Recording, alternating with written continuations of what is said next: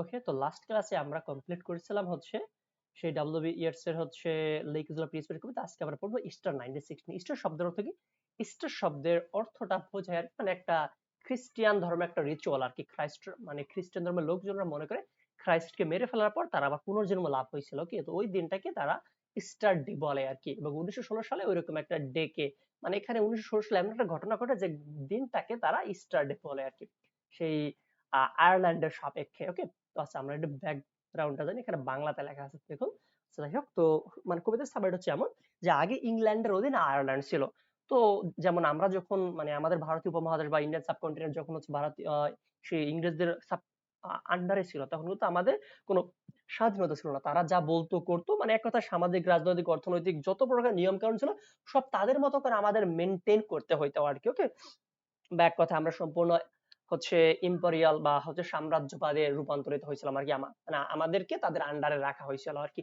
একই রকম ইংল্যান্ড তারা বা ইংরেজরা সেই আয়ারল্যান্ডকেও তাদের আন্ডারে রেখেছিল আর কি, আয়ারল্যান্ডের লোকজনদের। সুতরাং তাদের কোনো স্বাধীনতা ছিল না। তো একটা পর্যায়ে তারা বুঝতে পারে যে তারা যে জীবনটা অতিবাহিত করছে সেটা আসলে একটা মোটলি বা ভাড়ের মতো জীবন, মানে গোপাল ভাড় টাইপের, যে আসলে যার কোনো কিছু করার ক্ষমতা থাকে না। এই জন্য তারা বিদ্রোহ করে 1916 সালে আর কি। এতে প্রায় সেই মানে যেহেতু ফার্স্ট টাইম বিদ্রোহ করে, সুতরাং অল্প লোকজন যোগদান করে। এবং এই বিদ্রোহটা অল্প দিনের মধ্যে সেই ব্রিটিশ কোর্ট মার্শাল কর্তৃক, মানে যারা লিড করে এদেরকে প্রায় 16 জন লোককে হত্যা করা হয় আর কি, যাতে করে বিদ্রোহটা দমন হয়ে যায়, মানে এক কথা শেষ হয়ে যায়।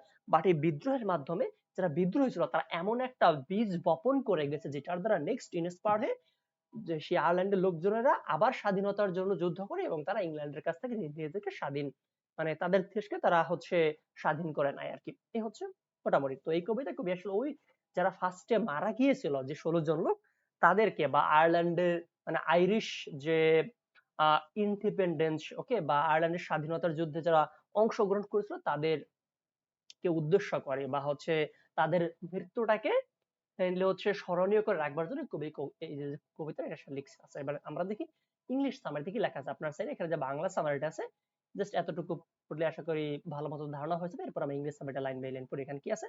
The poem Easter 1916 was written by an Irish poet WB Yeats। এটা কি লিখছে? WB Yeats একজন আয়ারল্যান্ডের কবি। Two commemorate the Easter rising in 1960। 1916 সালে যে ইস্টার রাইজিংটা বা ইস্টার যে উত্থানটা হয়, ইস্টার বলতে হচ্ছে বোঝায় খ্রাইস্টের নবজাগরণ, বাট এখানে খ্রাইস্টের নবজাগরণ, এখানে আয়ারল্যান্ডের লোকজনদের নবজাগরণ। এটাকে বোঝানোর জন্য কবি আসলে এই কবিতাটা লিখছে, মানে তাদের নবজাগরণটাকে হচ্ছে ইন্ডিকেট করবার জন্য। ইন হুইচ, যেখানে আইরিশ ন্যাশনালিস্ট, যে আয়ারল্যান্ডের যারা জাতীয়তাবাদী বা আয়ারল্যান্ডের লোকজনরা লেড রিবেলিয়ন, তারা একটা বিদ্রোহ করে to win independence from British rule, তাদের নিজেদের দেশকে ইংল্যান্ডের বা ব্রিটিশ শাসনামল থেকে, মানে ব্রিটিশদের থেকে স্বাধীন করার জন্য। Many of the rebels are executed, তো বেশ কিছু লোকজনদেরকে হত্যা করা হয়, মানে যারা বিদ্রোহী থাকে আর কি। And murdered that touches Yeats soul, so he decided to write the poem. এতে কি হয়, কবির মন খারাপ হয় এবং এরপর সে কবিতা লেখার সিদ্ধান্ত নেয়। এবার বলছে Easter 1916 opens with Yeats remembering the rebels as he past them in the street. তো ইস্টার 1916 কবিতার শুরুতে আমরা কি দেখতে পাই? ডব্লিউ বিএস বলছে যে উনি যেন সেই রাস্তা দিয়ে হাঁটছে যে রাস্তা দিয়ে একটু আগে বিদ্রোহী যারা ছিল তারা অতিক্রম করে গেছে, মানে কথা উনি যেন প্রত্যক্ষদর্শী। They are just ordinary people who work in shops office. এবং সেখানে যারা বিদ্রোহ করছে এরা কেমন ধরনের লোকজন? সিম্পল টাইপের, সাধারণ লোকজন, কমন লোকজন। They stop in the street sometimes and engage a small talk. তারা কি মাঝে মাঝে রাস্তায় দাঁড়ায়, একে অপরের সাথে সামান্য কথাবার্তা বলে, ইত্যাদি ইত্যাদি। Yet the speaker talk badly about this people behind their backs. তবে কবি কি ফার্স্ট এটাকে সাপোর্ট করে না, কারণ তার কাছে মনে হয় এই যে যে বিদ্রোহীতে কি রক্ত, মানে এক কথা রক্তক্ষয়ী যুদ্ধ টুদ্ধ, সুতরাং সে ফার্স্টে কিন্তু এই যে যে আপরাইজিং বা বিদ্রোহ এটাকে সাপোর্ট করে না।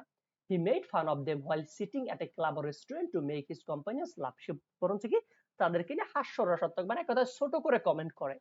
After 6 days hundreds of rebels R killed in the fighting. তো মানে 6 দিন পরে অলমোস্ট প্রায় 100 জনের মতো লোক মারা যায়, বা যারা বিদ্রোহ করে এদেরকে হত্যা করা হয় আর কি, ব্রিটিশ যারা সেনাবাহিনীর বা হচ্ছে ব্রিটিশ যারা মানে লোকজন থাকে, সৈন্য থাকে, সেই লোকজন কর্তৃক, সৈন্য কর্তৃক। The second স্ট্যান্জা describes some of the people who fought in the rebellion. Second স্ট্যান্জা হচ্ছে যারা সেই বিদ্রোহ অংশগ্রহণ করেছিল এদের মানে যে ঘটনা বলি আর কি, সেটা ডেসক্রাইব করা হয়েছে। হি রিমেম্বার্স দ্যাট সাম অফ হবে okay, যে some of the people who engaged in the rebellion were his childhood friends and familiar person like Constance Markievicus। এরপরে আছে পেড্রিয়াক পিয়ার্স। আচ্ছা, এখানে পেড্রিয়াক না হবে সম্ভবত পেট্রিক পিয়ার্স। PATRICK হবে যতটুকু আমার মনে পড়ে, PATRICK, PATRICK, হ্যাঁ মেবি স্পেল হবে এটা। ওকে, এরপর হচ্ছে Thomas McDonald and John MacBride, husband of Morgan. তো ওনার কাছে মানে কবির কাছে মনে হয়েছে যারা অংশগ্রহণ করেছিল মারা গেছে, এদের মধ্যে বেশ কিছু লোকজনদেরকে সে চেনে, লাইক আছে এখানে কনস্টা, যে একজন আছে হচ্ছে কনস্ট্যান্স পার্কিভেস, এরপর আছে প্যাট্রিক পিয়ার্স, এরপরে থমাস ম্যাকডোনাল্ড, আর আছে থমাস সরি জন ম্যাকব্রাইট। জন ম্যাকব্রাইট কি কবি যে মেয়েটাকে পছন্দ করতো বা ভালোবাসতো মর্গান তার স্বামী আর কি। বলছে the third standard shows the speaker ambivalence about the Easter rising by using nature image. এরপর থার্ড স্ট্যান্ডার্ড আসলে কবি ন্যাচারাল ইমেজের ডেসক্রিপশন দিয়েছে, মানে সে সাপোর্ট করে নাই এই যে ইস্টার আপরাইজিংটা বা বিদ্রোহটাকে সে সাপোর্ট করে নাকি করে না, এটা নিয়ে তার মধ্যে একটা কনফ্লিক্ট চলমান ছিল আর কি। And through the last stanza, the speaker utters patriots, but he wonders whether the sacrifice of the martyrs are necessary. শেষে শেষে মানে কি বলছে, যে যারা মারা গেছে আসলে তাদের মারা যাওয়া কি কোনো দরকার ছিল কিনা, ওকে, বা আসলে তাদের মারা গিয়ে কোনো লাভ হয়েছে কিনা। For years it was needless death as an uprising or unsuccessful. ইটসের কাছে কি মনে হয়েছে, যারা মারা গেছে আসলে তো কোনো কাজ হয়নি, কারণ হচ্ছে মানে আসলে তাদের মারা গিয়ে কোনো লাভ হয়নি, কারণ কি তারা যে উদ্দেশ্যে মারা গিয়েছে সেই উদ্দেশ্যটা সফল বা বাস্তবায়িত হয়নি। But one thing the poet understood, একটা জিনিস কবি এটা ভালো মতো বুঝতে পারছে কি, that through the sacrifice in the Easter uprising the Irish people have achieved a heroic intensity, যে Easter uprising এ লোকজন মারা গেছে, কিন্তু যারা মারা গেছে মারা গিয়ে তারা এমন একটা জিনিস রেখে গেছে যেটা মানে যেটা সম্পূর্ণ হেরোইক আর কি। ওকে, মানে হচ্ছে ঘটনাটা এমন, যেমন আমাদের দেশ 1952 সালে সে ভাষা আন্দোলন হয়, সেই ভাষা আন্দোলনে রফিক শফিক জব্বার সহ আরো অনেকে মারা গিয়েছেন। তো এখান থেকে কিন্তু হচ্ছে আমাদের যে মানে স্বাধীনতা সংগ্রামটার সূচনা কিন্তু। ওকে, তার মানে তাদের দ্বারা ইন্সপায়ার্ড হয়ে আমরা কি আরো বেশি শক্তিশালী হয়েছি, একই রকম ঘটনা এখানে বা একই রকম কথা এখানে বলা হয়েছে। ইন ফাইন সবশেষে here we notice that through যে though Yeats did not like violence and ferocity of war, but as an Irishman he supported Irish independence. যদিও ইয়েটস আসলে এই রক্তকে যুদ্ধ টুদ্ধ পছন্দ করতো না, বাট আয়ারল্যান্ডের স্বাধীনতা সে চাইতো, বা সে একটা পর্যায়ে এমনটা বুঝতে পেরেছিল যে না, লোকজনরা যে লাইফ লিড করেছে তার মতো লোকজনরা বা একজন আয়ারল্যান্ড হিসেবে সে নিজে যে লাইফ লিড করতেছে এটা আসলে কোনো ভালো লাইফ না, যেখানে তার মানে ন্যূনতম সেই ফ্রিডম নাই আর কি, বা অধিকার নাই। Directly Yeats was reluctant to get involved in a political debate, but indirectly he shows a profound tribute to the martyrs who died in the uprising. যদিও ওই সময় ইয়েটস আসলে কোনো রাজনৈতিক দলের সাথে সংযুক্ত ছিল না, বাট যারা মারা গেছে সে মানে রিবেলিয়ানে, এদের প্রতি সে যথেষ্ট একটা সম্মান, ওকে, মানে সে সেটা প্রদর্শন করছে কবিতার মাধ্যমে। The poem reflects his struggle to come into terms with his conflicting emotion. তার মানে এই কবিতা আসলে তার যে কনফ্লিক্টিং ইমোশন এটা আসলে সে কিভাবে স্ট্রাগল করছে আর কি সেটা রিফ্লেক্ট হয়েছে। মানে সে ফার্স্টে সাপোর্ট করে, বাট পরবর্তীতে সে রিয়ালাইজ করতে পারছে না এরকম আন্দোলনের দরকার আছে, কারণ আমরা যে লাইভ লিড করতেছি এখানে আমাদের ন্যূনতম স্বাধীনতা নাই, সো আমাদের স্বাধীনতার দরকার। ওকে, তো যারা মারা গেছে তাদের উদ্দেশ্যে সে কবিতাটা লিখছে। যেমন থিম আছে কি আইরিশ মুভমেন্ট এগেইনস্ট ব্রিটেন আর কি, বা ব্রিটিশ এম্পায়ার, আয়ারল্যান্ডের লোকজনদের সেই স্বাধীনতা লাভ করার যে এটা আর কি আন্দোলনটা আর কি, ইন্ডিপেন্ডেন্ট স্বাধীনতা আর কি লাভ অফ ফ্রিডম, যে সবাই তাদের দেশকে স্বাধীন রাখতে চায়, মাতৃভূমিকে। সে একটা লাইন আছে নাকি, জননীর জন্মভূমি স্বর্গদপি গড়িয়সী, এমনটা যে জননী মানে আমাদের যে মাতৃভূমি এটা কি স্বর্গের সমান আর কি। সো সবাইকে আমরা স্বাধীন থাকতে চাই, আমাদের দেশকে স্বাধীন রাখতে চাই।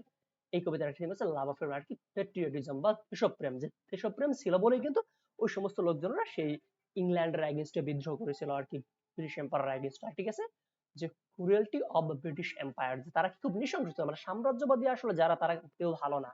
এখানে তো ওটাই বোঝা যাচ্ছে যারা বিদ্রোহ করছে এদেরকে হত্যা করা হয়েছে আর কি। ওকে, এই থিমগুলো মেইনলি এই কবিতাতে মানে পাওয়া যায়।